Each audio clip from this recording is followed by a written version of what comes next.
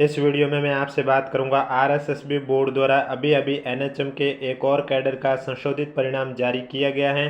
अब संशोधित परिणाम जारी करने के बाद रिजल्ट में कितना बदलाव हुआ, यानी कि पहले कितने स्टूडेंट को शामिल किया गया, अब कितने कैंडिडेट को शामिल किया गया, उसके बारे में चर्चा करूंगा। वीडियो पसंद आए तो वीडियो को लाइक कीजिए, चैनल जरूर सब्सक्राइब कीजिए, क्योंकि इस यूट्यूब चैनल पर आपको इसी तरह मैंने पहले भी कहा था, अभी भी कह रहा हूँ और आगे भी कह रहा हूँ कि एनएचएम के किसी भी कैडर से जुड़ी कोई भी अपडेट होगी तो सबसे पहले आपको इसी यूट्यूब चैनल पर दी जाएगी। फिर चाहे वो अपडेट आपके संशोधित रिजल्ट को लेकर हो, या फिर आपके फाइनल रिजल्ट को लेकर हो, या डॉक्यूमेंट वेरिफिकेशन को लेकर हो, या स्क्रूटनी फॉर्म को लेकर हो, जैसे जैसे अपडेट आती है आपको इस यूट्यूब चैनल के माध्यम से बताया जाता है। और इसके अलावा ये पीडीएफ आपको हमारे टेलीग्राम चैनल पर देखने को मिलेगी, जिसका लिंक नीचे डिस्क्रिप्शन में दिया हुआ। अगर अभी तक आपने ज्वाइन नहीं किया तो आप जाके ज्वाइन कर सकते हो। तो चलिए अब बात करते हैं राजस्थान कर्मचारी चयन बोर्ड द्वारा संविदा सामाजिक कार्यकर्ता, मेडिकल सामाजिक कार्यकर्ता सीधी भर्ती 2025 में संशोधित परिणाम जारी किया गया है, जिसमें क्या क्या बदलाव किया गया उसके बारे में चर्चा करते हैं।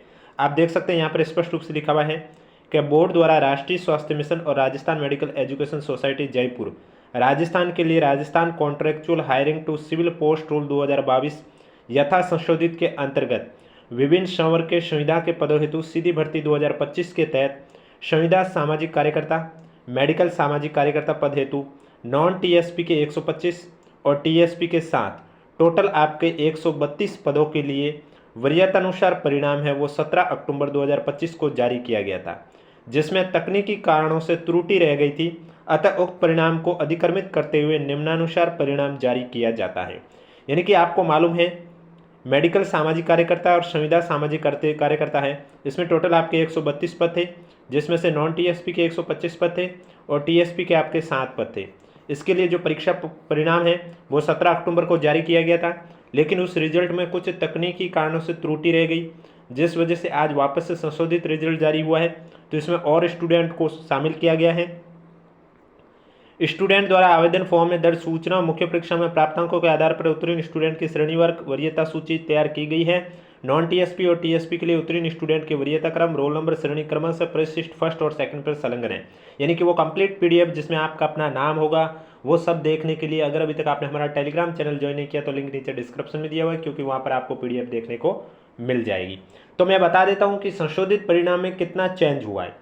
जो आपका मेरिट वाइज रिजल्ट आया था, पहले जो रिजल्ट आया था 17 अक्टूबर को, उसमें नॉन टीएसपी में 44 कैंडिडेट को शामिल किया गया था और टीएसपी में आपके उसमें एक कैंडिडेट को शामिल किया गया।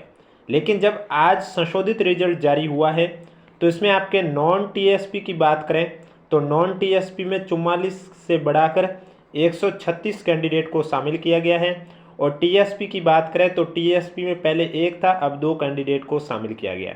तो संशोधित परिणाम में इतना बदलाव हुआ है कि जहाँ 44 कैंडिडेट थे वहाँ 136 किए हैं, और टीएसपी में जहाँ एक था वहाँ अब 2 कर दिया गया है। और बाकी आपको पहले भी पता था कि इस परीक्षा के प्रश्न पत्रों में डिलीट प्रश्नों की संख्या है वो 0 है, यानी कि 150 क्वेश्चन पूछे गए, वो सभी क्वेश्चन वैलिड थे, एक भी क्वेश्चन डिलीट नहीं हुआ। अब जिनका रैंक में नाम नहीं है वो अगर अपने मार्क्स चेक करना चाहते हैं तो उनके लिए फॉर्मूला दे रखा है। इस फॉर्मूले से आप अपने मार्क्स भी निकाल सकते हैं।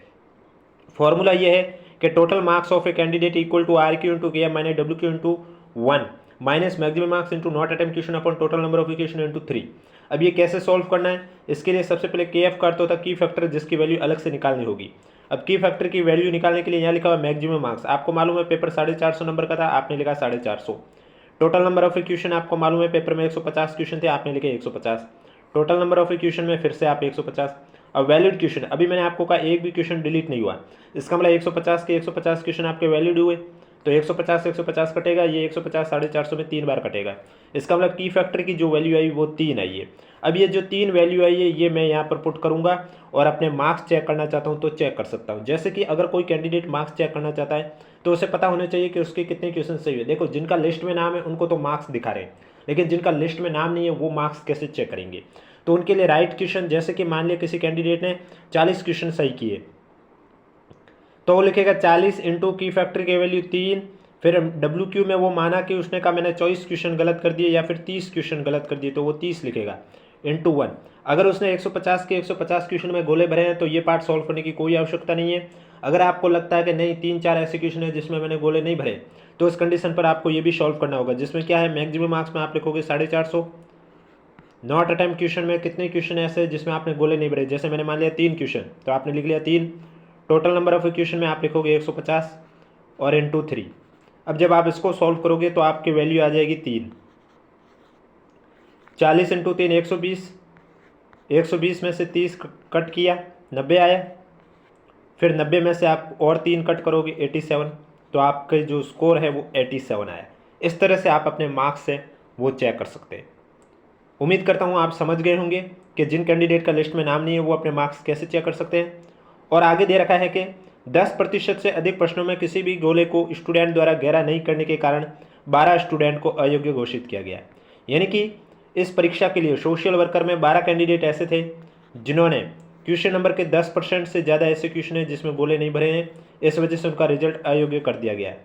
10% का मतलब हुआ 150 क्वेश्चन थे, इसका 10% होता 15 क्वेश्चन, यानी कि इन्होंने 15 से ज़्यादा ऐसे क्वेश्चन हैं जिसमें ओमर शीट में गोले नहीं भरे। अगर आपको भी ऐसा लगता है कि आपके 40% से ज़्यादा बन रहे हैं या कट ऑफ से ज़्यादा नंबर आ रहे हैं, फिर भी आपका रैंक में नाम नहीं है, तो एक बार आप ज़रूर चेक कर लीजिए कार्बन कॉपी ओमर शीट की। क्या पता इन 12 कैंडिडेट में आप भी शामिल हो जिसमें आपने 10% से ज़्यादा ऐसे क्वेश्चन है जिसमें गोले नहीं भरे हो, उस वजह से आपका रिजल्ट अयोग्य कर दिया गया हो। फिर चाहे आप मेरिट में टॉप पे हो या सबसे नीचे हो, वो कोई फ़र्क नहीं पड़ेगा, बस रिजल्ट है वो अयोग्य कर दिया जाएगा। तो ये था आज जो संशोधित रिजल्ट आरएसएसबी बोर्ड द्वारा जारी किया गया है। बाकी अब देखो, जिस स्पीड से डॉक्यूमेंट वेरिफिकेशन किया जा रहा है, एक बार लगभग जीएनएम के अलावा लगभग सभी कैडर के डॉक्यूमेंट वेरिफिकेशन कंप्लीट हो चुके हैं और अब जो एब्सेंट है उन कैंडिडेट का हो रहा है। जैसे कि सीएचओ वालों के लिए 4 तारीख को बुलाया गया है और भी अन्य कैडर वालों को कुछ को आज बुलाया गया।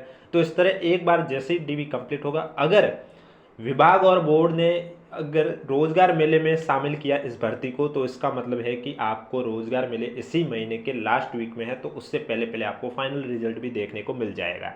तो फाइनल रिजल्ट जैसे ही जारी होगा आपको इस यूट्यूब चैनल के माध्यम से बता दिया जाएगा। और आपका जो स्टाफ नर्स वालों के लिए वापस से शेड्यूल है वो रीशेड्यूल हो चुका है डॉक्यूमेंट वेरिफिकेशन का, यानी कि पहले जो 4 दिसंबर से लेकर 29 दिसंबर का था वो वापस से उन्होंने रीशेड्यूल कर दिया। अब आपके 9 दिसंबर को डॉक्यूमेंट वेरिफिकेशन कंप्लीट हो जाएगा।